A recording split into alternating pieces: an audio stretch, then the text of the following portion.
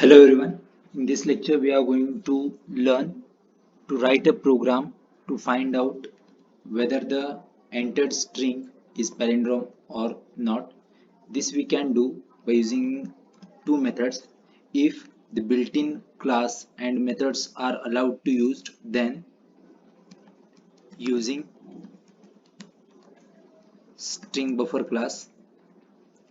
Second one will be manually reversing the string. First, let us understand what do you mean by palindrome. So let's suppose if user enters the input as Nitin, if you reverse in reverse order, if you write it, it will be again Nitin. So the output which is expected is that it should be palindrome. And another way example, if you insert as a sad,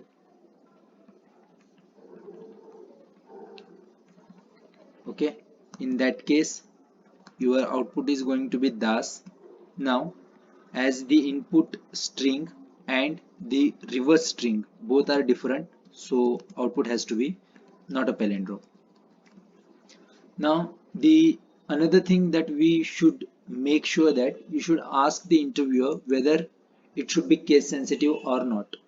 That means if it is case sensitive, the one which we have seen, now let's consider if it is a case sensitive, then if you reverse this it will become like this. Now if you talk about the two strings, that entered string and the reverse string, now these two are not same, so it should return you not a palindrome, right? So if it is case sensitive, then it should return not a palindrome. But for the same example, if it is for this example, if it is case sensitive, then it should return not a palindrome, and if it is not case sensitive, then it should return that it is a palindrome. So let's start with programming now. So to take the input from the user, we need one scanner object. So let's define that scanner object. So we have done with that. Now at the end, let's close that once again. Okay. Now what we will do is we will ask user to enter the string to be checked. Now let's store that whatever the input string provided by user into variable input string itself, that we are going to store it using this scanner object, scanner dot next line. So this is the one which we are using. Now as initially we are watching it using this string buffer, what we will do is we will create one string buffer object, name it as a buffer. Now a string buffer has multiple constructors. Which one we are using is using the string parameter, and that string parameter will be the input string that we have accepted from the user. Now this buffer class provides one method called reverse that we are going to use. What it does, it reverses the content of that buffer object and stores back into the same object. Okay. Now we have the input string as well as the reverse string. So next thing will be comparing both of them. So we'll compare that. So we'll say input string dot equals, let's say we are having buffer as the other object, so we'll say buffer. Now sys out whatever the input string. As of now we are checking it for the equality condition, so we'll say is a palindrome, right? And if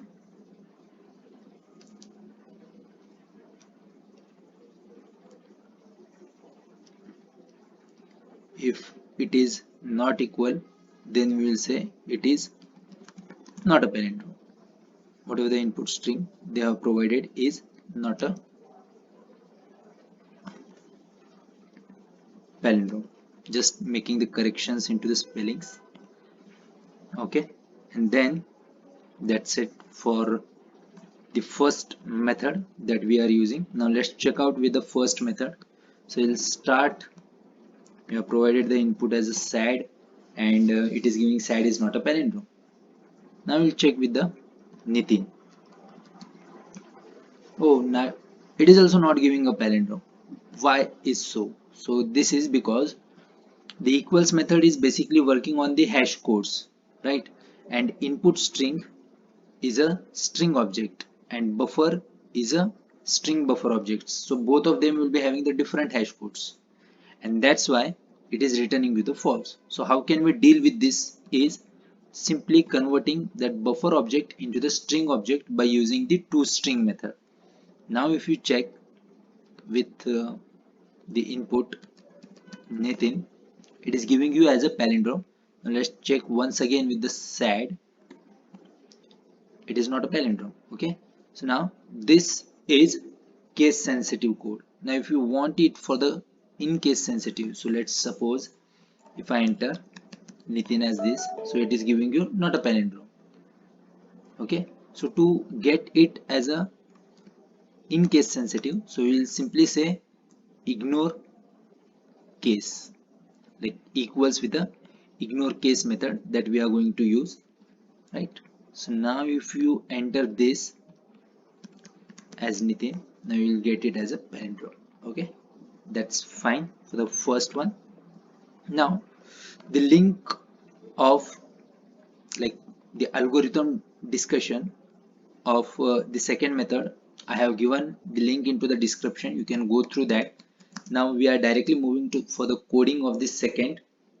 So let's say we define one function which gives a return you the boolean value, and we'll name that as a check palindrome, and the input which is taking, let's as of now let's say it is returning false value, some false value it is returning. Okay, now we'll check input will be the string. Let's name it as a input string. Okay, so what we will do is we'll as we have the input now, what we will do is we will check the content one by one. Like let's suppose if I am talking about the Nitin, right? So first I will check the first character and the last character. If both of them are same, then I will move like from forward, and from backward I will shrink it, so it will be checking with I. So for sad it will be like first it will check S and D. Okay, for better understanding I will take one longer string. So let's say programming. So in the first iteration it will check P with G, and if these are not same, so but obviously we are directly going to return the false value. In case let's suppose if these are same, so what we will do, we will move forward from front and backward from back side. Now we will check R with N, and so on we will be doing until and unless we reach to the center point of the given string. Okay, so now let's start. For that purpose we need one loop, so let's start with our loop. So we'll say int of I, index starting with 0, I should be less than. Now when we reach to the center will be like we'll say input string. Okay, so let us find it out here itself, because we will be needing it later on also. Input string dot length. So center is nothing but whatever the total length, just divide it by 2. So we'll simply say length, divide that length by 2. Okay, but if you divide it by 2, and let's suppose if your length is 5, so 5 divided by 2 is 2.5, and it will take 2 only, right? So you will be at the center without any issues. Okay, so we'll say -1 for that purpose, and we'll say I plus plus, we are moving it. Now we will compare the things. Okay, so the comparison of the things will be, let's suppose, inputs, okay, sorry, input string dot character at. So the first character will be I itself, is equal to input string dot character at. Now if I'm moving forward, so here what we'll do is length minus I minus 1. So why this is, initially we will say length minus 1 to get the final index, but later on we are moving for inside from the backwards, so for that purpose we will say minus of I. The entire thing was explained very clearly into the algorithm video, you can check that. So we'll say if, we'll put it into the condition, if these two are same, then we don't have to worry. We'll simply say let's keep one counter variable so that we can later on find out whether the values for the final comparison, right? So we'll say count plus plus, and if these two are not same, then simply return false, right? Now at any point, you even don't have to check this again, you don't have to use the count variable. Okay, at any point. Now what are the possible ways that your program will get to this line? So just I will make sure that the line numbers are visible. On line number 45, is there any possibility? Only if this condition becomes wrong. And if this condition is becoming wrong, that means your all the characters are equal. Because if characters are not equal, then you are directly returning false. So to make it very easy, we'll simply say like this, right? Simply say if these are not equal, simply you can return the false value, right? Making it short. And if these are equals, then it is incrementing the I value and doing the forward things. Okay, so now what we will do is we will run this. So only chance to reach at line number 41 is if your whatever the string that you have entered is a palindrome. So that's it. So this will be the function that we will be using now. So now here what we will do is SYSO. Okay, we'll check if I will make it as a static so that I can directly use it with, I don't want to create any object now, so I will make it as a static. So if palindrome dot check palindrome with the input string, right? If it is returning true, that means it is a palindrome. So you simply say input string is a palindrome. If it is not, then we'll say input string is not a palindrome. Okay, and here I will basically add using function, or instead of writing it here, let's make it sys out here.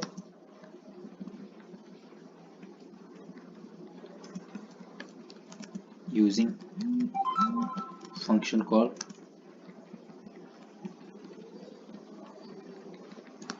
Okay, so now let's check out.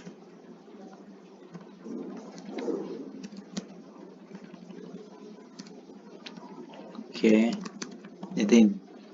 So if you see using the palindrome also it is sorry, using the function call also it is giving you the output as a palindrome, and using the normal string buffer also it is giving you the palindrome. So now let's check with the SAT. Okay, for SAT also it is giving you the palindrome. So is there any specific reason that you think that it is giving you like this? Any specific reasons? Can you find it out? Anyone? So now what is the reason is? Reason is this -1. Now let's check. Explain you why that is so. Nitin is a palindrome.